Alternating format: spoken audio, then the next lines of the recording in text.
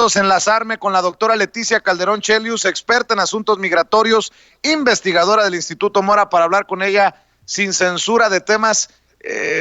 relevantes y dolorosos. Doctora, buenas tardes, ¿cómo le va? Muy bien, Vicente, saludos también a Toño y bueno, aquí siguiendo también las notas del día. Digo que temas dolorosos porque ayer se cumplieron 10 años de la masacre de San Fernando, Tamaulipas, doctora, y quiera aceptarlo o no, Felipe Calderón, este es uno de los casos que manchan con sangre sus manos.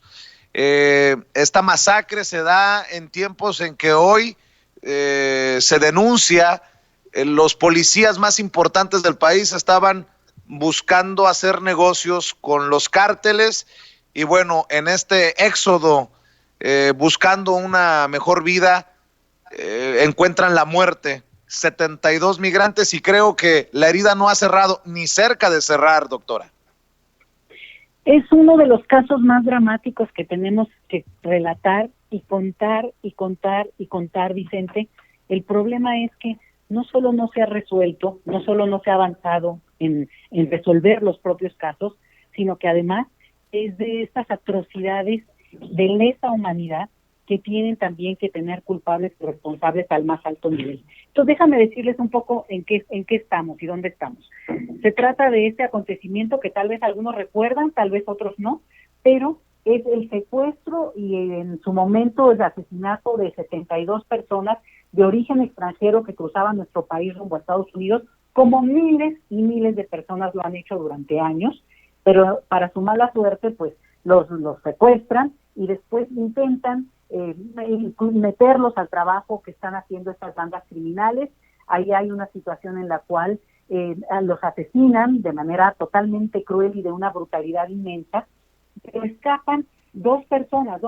sobreviven, y ahí es donde cambia la historia, Vicente, porque primero quiero que quede muy claro, de este tipo de masacres ya se tenía conocimiento. Desde el 2009 hubo la quinta visitaduría a cargo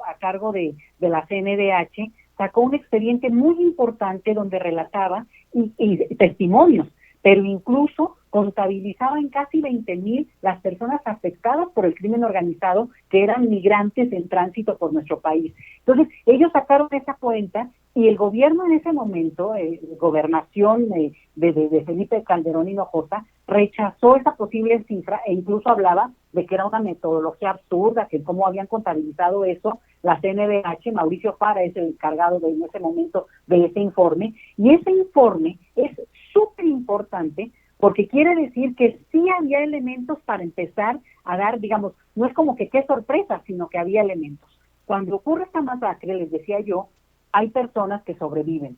Y lo importante aquí, y lo que cambia la historia, y van a ver por qué no es una cosa tan simple, es que uno de esos ciudadanos es de origen ecuatoriano.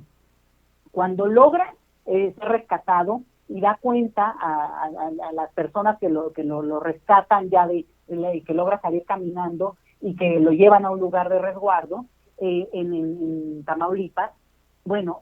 su embajada ecuatoriana, en ese momento presidente Correa, ojo, hace un llamado directo y abierto y contundente al gobierno mexicano y le dice que se tiene que esclarecer los hechos. La custodian a esta persona y lo importante ahí es que eso obliga al gobierno mexicano no solamente a abrir el caso, sino a que se vuelva un tema mundial. Es de tal nivel de escándalo, es tan brutal, es tan contundente, pero no quiere decir que no había pasado antes, Vicente. Esa es la tragedia. No lo detuvieron porque no se dio cuenta a nadie, no se supo, no hubo sobrevivientes y sobre todo tal vez había entre algunas veces nacionales y a veces extranjeros. Entonces, esto es lo que cambia la historia. Debe decir que hay varias nacionalidades entre esas personas asesinadas, todos de origen extranjero, y es la única embajada y en su momento gobierno que alzó la voz. Fíjate, hay también brasileños y en ese momento gobernaba el Partido del Trabajo Brasil,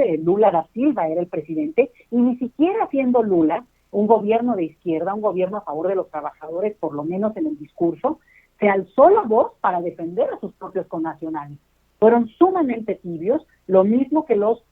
países de origen de Centroamérica, donde también hay un número muy elevado de víctimas. Entonces, creo que la lección que queda, y 10 años después, aunque digo, puedo relatar muchísimos detalles, pero no me quiero extender tanto en esto, es que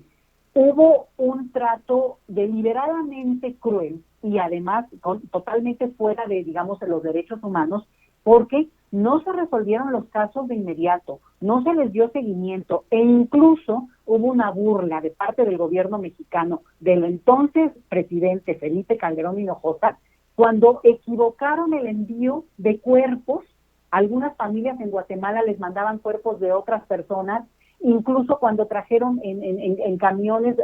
los cadáveres a la Ciudad de México para desde aquí hacer esa revisión y eventual envío a los países de cada una de estas víctimas y a sus familias poderles dar un consuelo. Bueno, pues, hubo equívocos inaceptables, Vicente, que son parte de que hoy también no haya, no solamente responsables detenidos, los hay, pero digamos no los suficientes, pero incluso hay familias que 10 años,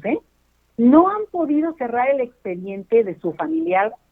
desaparecido y eventualmente asesinado, como consignó el gobierno mexicano. ¿Y qué implica eso? Que ni siquiera pueden hacer trámites, hagan de cuenta, para el seguro social, para dar de baja, digamos, el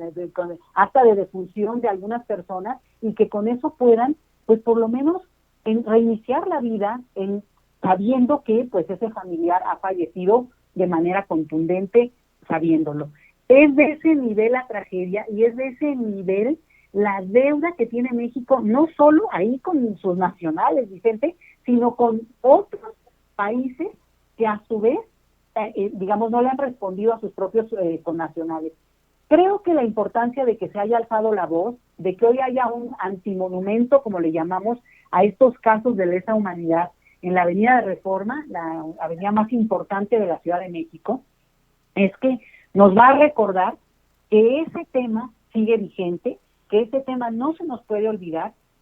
no solamente por la tragedia que significa, sino porque nos hace parte de ese país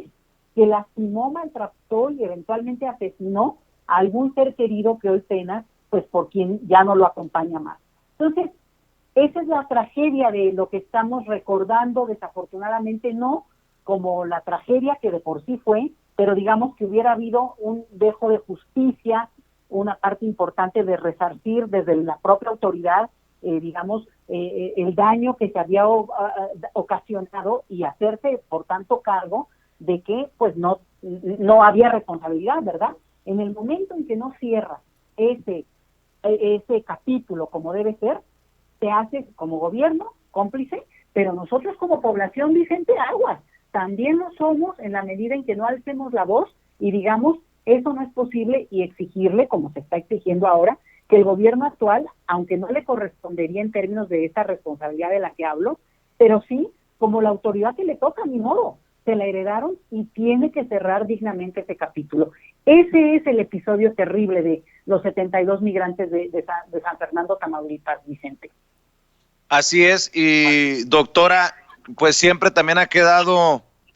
y creo que fundada, de cuántos en verdad fueron ejecutados, si fueron 72 o fueron 94, y si en determinado momento las autoridades, para amortiguar el escándalo, pues hicieron cochinadas tras cochinadas. Hablando